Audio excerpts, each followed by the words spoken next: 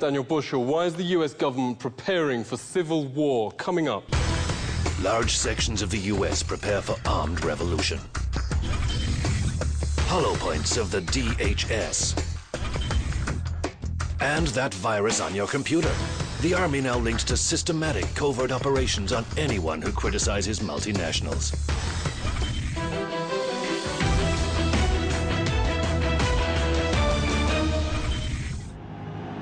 The last Super Bowl was played right here. We're here for drone repair. Declared martial law. Daddy, what's martial law? This summer's apocalypse movies tap current fears, notes Elysium director Neil Blomkamp. His new blockbuster shows America as a third world state. He says this isn't science fiction, this is today, this is now.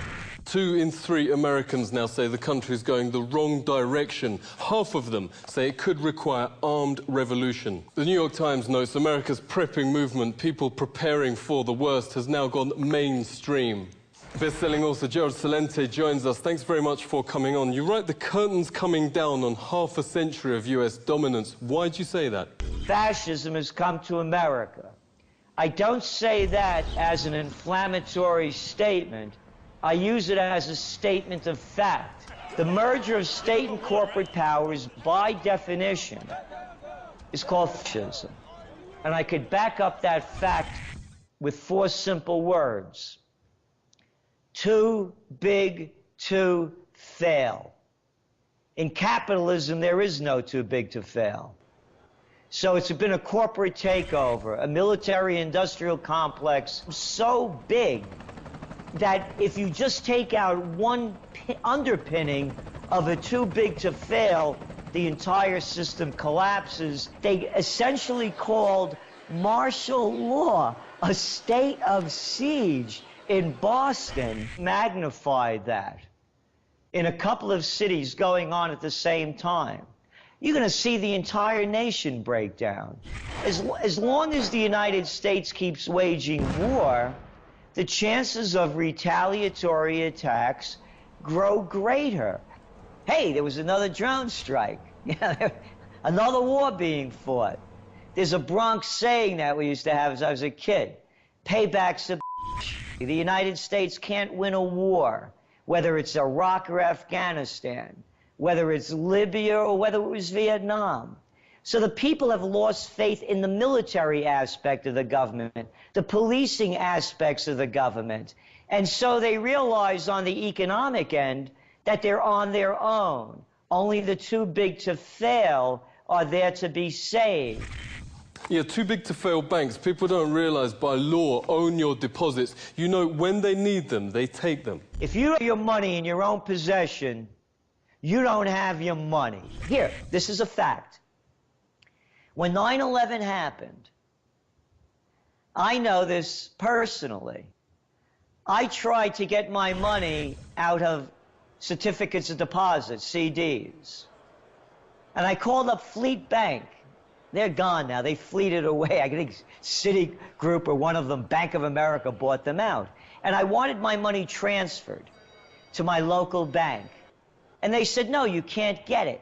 I got shafted by MF Global's scam when John Corzine brought down the company and they stole my money out of my segregated account. So the first thing is the golden rule. If you don't have any gold, you're not going to rule anything. You better have money, and in more than one denomination. And gold and silver is the popular denomination among neo-survivalists. If you were a Greek Cypriot and they closed the banks for what, almost 2 weeks, don't you wish you had some gold and silver to buy what you needed? That was the canary in the mine shaft. America's canary has actually stopped singing, writes finance site Silver Bear. Your bank savings will be raided in the upcoming crash, quietly amidst this new government document, which suggests the collapse will be much worse than in 2009. New rules by the Federal Deposit Insurance Corporation reveals, quote, returning the sound operations of the globally active, systemically important financial institutions, that's the too big to fail banks, would be be provided by converting unsecured debt from creditors. Converting unsecured debt is finance speak for taking regular savings. All this leaves Americans, warns former Wall Street banker Eve Smith, worse off than Cyprus. Canaries and coal mines are a popular analogy at the moment. Target Health says it's the bees. Either we stop the systematic poisoning or there will be war, writes investigative website Story Leak. This is what your grocery store looks like if bees die out, as only they can pollinate much of our food. 9 in 10 bees in the States have already died. Corporate and industry-paid media issued denials, but independent scientists have told the Daily Mail that only new pesticides could have killed over 10 million bees instantly, as happened in Florida. Here, beekeeper Charles Smith of the Smith Family Honey Company points to some of the millions who have suddenly dropped dead. Story Leak editor Anthony Gucciardi's investigated the corporations behind these chemicals. Thanks very much for coming on. You write it's them or us. Right, exactly. The bee scenario could potentially spawn World War III, and it could also potentially spawn a massive economic collapse and starvation. And that's not an exaggeration. We've read reports time and time again where these diplomats go in and say, U.S., you have to stop approving these pesticides. And the reason for that is that America, the United States, refuses to stop using these neonicotinoid pesticides in its food supply, killing all of the bees, and then also, yes, it's exporting over to other countries. What's interesting here is that it shows the United States government is so owned by these major chemical corporations like DuPont and others that they would rather fund them with millions upon billions of dollars in these neonicotinoid pesticide sales than actually care about the bees. Monsanto knows it's killing the bees, and that's why it bought one of the major bee research firms, Beelogics. If we allow the corrupt officials inside the United States government that no longer represent us, if they don't stop, and if they destroy the bee population inside the U.S., we're looking at some form of a collapse of the food supply and an economic collapse as well. So other nations actually have to come in and say, U.S., stop killing your own country. They have to come in and speak for us. Other nations are speaking more for the United States population than the United States government itself.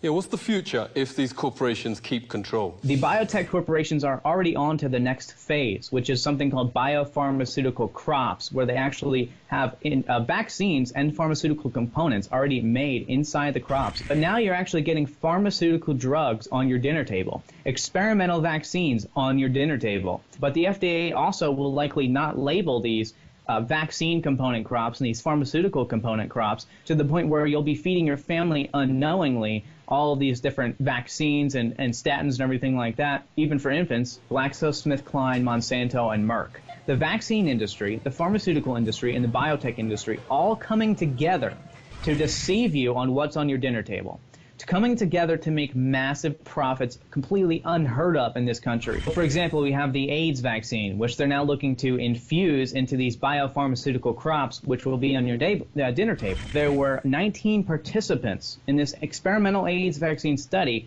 and actually 3 died from adverse reactions to the AIDS vaccine. Of 19 people, 3 died. And this is what they want to put into your food supply. Yes, things have got this bad. Why aren't people complaining? That can be considered under Homeland Security an act of terrorism. If you have a complaint about your tap water, if you're concerned about the chemical contamination of it, the fluoride in the water, you're a terrorist, and you're going to be put on a terrorist watch list. First, they came for Al-Qaeda, right? They came for Al-Qaeda after 9/11. Oh, Al-Qaeda are the bad guys. We need to go and get Al-Qaeda. Then they came for the extremists, the left-wing, right-wing extremists, whatever. The extremists are the bad guys. Now it's you. Under this report, anyone that says they don't want GMOs in their food, or hey, does this have GMOs in it? Got to be a terrorist. Polls show that about 96% of the country wants GMOs labeled and are against GMOs. So, in fact, 96% of the country now are terrorists. If you complain about Monsanto's GMOs, it's been linked to massive tumors in rats to where they couldn't even move. If you're a suspect, expect punishments such as computer viruses. Sustainable Pulse reports 2 days before he was due to make a presentation on Monsanto's pesticides. A bizarre virus completely disabled Adrian Bepp's computer. But the government now feels so above the Constitution and any laws, it doesn't cover its tracks. IP log searches found computers of Monsanto critics accessed by the US Army Intelligence Center. WikiLeaks shows Obama administration agencies now conduct illegal black ops for multinationals. Let's speak to Dr. Kevin Barrett, author of Questioning the War on Terror. Great to talk to you. If 96% of the population are now the bad guys, how will this all end? The U.S., like so many other places, is quite corrupt. In some ways, even more corrupt than most places. And it's just better concealed, or it traditionally has been. But it's all crawling out from under the rock now. The Internet has really ripped off the veil and shown what's going on at the highest levels of power in the U.S. And they openly turned their guns against the American people. And now they have a military command that's aimed at the U.S. in blatant violation of posse comitatus that says that the U.S. military cannot be used in the U.S. against American citizens. That's been thrown out the window now. And they're openly militarizing the police, having the police work with the U.S. military in violation of posse comitatus. And they appear to be getting ready for some kind of civil war, some kind of to intern people. We're in a really dangerous time here in the U.S. The guns of the military are now turned against the American people in a way that just never happened before in history. And these hollow point bullets are illegal to use in warfare, and yet DHS wants these huge numbers of them. You know, they have more than enough to kill off the entire population several times.